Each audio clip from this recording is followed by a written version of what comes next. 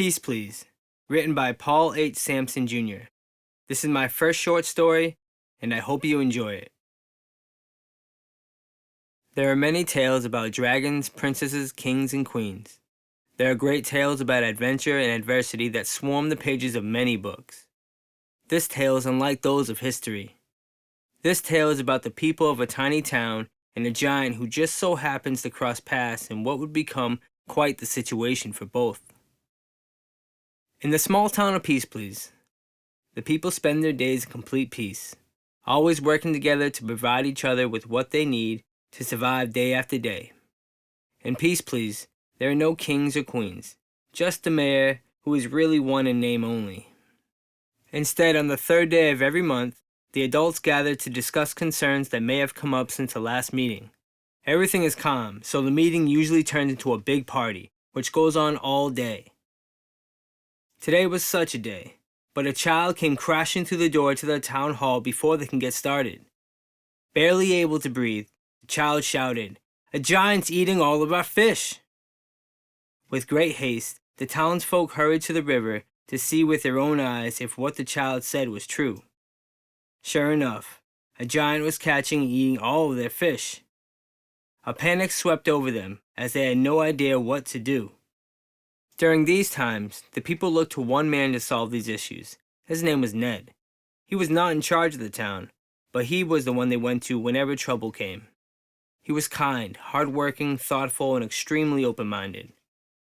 Seeing the panic that overwhelmed his fellow people, he quickly approached the front and offered a solution. He said, "Do not worry, friends. I will go and talk to this giant and find out why he is eating all of our fish." With unwavering courage, he walked towards the giant. "Hello there," he shouted. Too busy stuffing his face, the giant did not hear him. Again, Ned tried to catch his attention. "Hello there!" The giant stopped, recognizing a sound that was not his own, and turned to look in the direction the sound had come from. Seeing Ned beside him, he asked, "Can I help you?" The man replied, "My name is Ned, and I've come to ask why are you eating all of our fish?" "Well, Ned, my name is Lyle, and I had no idea this river and these fish belonged to you." Lyle and Ned both had confused looks on their faces, but for different reasons.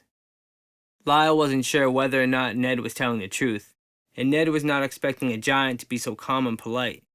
Giants are often described as unpleasant and violent, which Ned now saw as not always accurate. Deciding to take a break from eating fish to hear what the little man had to say, Lyle lay down in a clearing he had made so that Ned didn't have to keep looking so far up.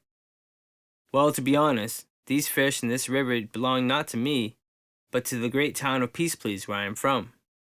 Ned also explained that giants are very intimidating, so he chose to walk down in representation of his people to find out why he was there. "Well, I have been on a journey to see the world, and I just got so hungry that I started eating the closest thing I could find," the giant said as he rubbed his stomach. "I apologize for eating all of your fish, but I don't know what else to do. I have not found anything else that will fulfill my ridiculous appetite." Ned thought that maybe getting to understand the giant a little bit more would help give him a little time to find a solution. Ned had never seen the world, so he asked about the giant's adventures so far. The two talked for hours about what Lyle had seen and what possible resolutions they could devise to solve the giant's hunger problem. Realizing the light was fading from the sky, Ned brought Lyle back to his people so they could discuss matters with the rest of the town. That night, after a brief moment of fear and resistance from the townsfolk, they gathered together and listened to what the giant had to say. Lyle retold his story to them and explained that he did not mean to take what was not his, but he was just so hungry and could not find any other food around. As they discussed solutions amongst each other, Ned stood up. He told of a story of a legendary fish that was so big it was surely enough to satisfy Lyle's hunger for a month, maybe more. When asked why he didn't say anything sooner, Ned answered, "I was hoping we would find another way." Ned continued to tell the others the story. There was a place several days from here, where this fish is said to live. His name is Frederick the Impossible. He explained that despite his size, no one has ever been able to catch him, and that a deadly forest guards the legendary fish. "Not much is told of the forest, unfortunately," he continued. Frederick is also quick and can shrink when he feels threatened, according to the story.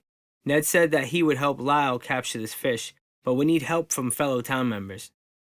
Ned warned them that the path there would not be easy, and they would need 3 days to gather supplies for their trip. Ned, Lyle, and some members, including the mayor, gathered necessary supplies. That night they had a feast and celebration preparation for the adventure. They believe that as well as rest, your mindset is essential to get right before a journey such as this one they are about to embark on. On the morning of the 4th day, they set out to capture Frederick the Impossible. After a few days of traveling, they came to the entrance of a great forest that Ned said was the path to Frederick's home. He said they must safely get through this forest, as it is the only way to the legendary fish's home. Even Lyle, a mighty giant, felt a little uneasy about what lies ahead. While traveling through this forest, they encountered many dangerous beasts who could all have their own legends written about them. Ned wondered why there were no tales of this forest. Was this fish so great that it made you forget about the woods that guarded it? Had it not been for Lyle, the forest and all that lived in it would have indeed eaten them by now. Finally, after days of fighting through the treacherous forest, they could see an opening. It did not appear to be a big opening, but when they got closer, their eyes lit up, amazed at what they saw. It was not an ocean they knew of, but this body of water was so big that they assumed they had discovered a new one. It didn't make sense to anyone. "Wait," Ned said as they approached the opening. "We must be quiet, or the fish will scare, shrink, and we'll never find it."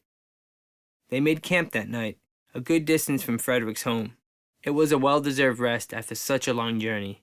That night, they discussed the best approach to capturing this legendary fish. Lyle chose to be on guard duty that night. "First, we need to find it," Ned said. "I will climb a tree to get a better view of the water and hopefully spot the fish. Although I'm not sure the trees are high enough to see everything," he added. Lyle excitedly said, "I will make a pole out of one of these trees, one strong enough to handle any fish." The only problem now, no one knew what to use as bait. Ned looked back into his book, where he first learned of the fish, and sure enough, it said that the giant fish seemed to only eat bugs. "Bugs?" said the other members of the group in disbelief. "Where will we find a bug big enough to use as bait?" said the mayor, who has been quiet this whole time, unable to understand everything he has seen. Lyle shouted, "I will find it here, in this forest." Unsure if any of this would work, they agreed on a plan, and with that, they put out the fire and went to sleep. The next day, Lyle made the strongest pole he could with trees from the forest, and with the help of the other members, they finished crafting a fishing pole big enough to handle any fish. Lyle then set out to capture a bug suitable to use as bait. It was not long before he spotted the perfect bug. A giant caterpillar was only a couple giant steps in front of him. And this was not an ordinary caterpillar. This one knew how to stand and how to fight back. Lyle quickly grabbed the rock and attempted to throw it at the caterpillar, but it evaded his attack and charged in for one of his own. The caterpillar jumped up, curled into a ball, and launched at the giant. Lyle was too quick and caught the caterpillar before it could land in what would have been a deadly attack. "Well, that was fun," said Lyle, still filled with the new excitement that he had never felt before.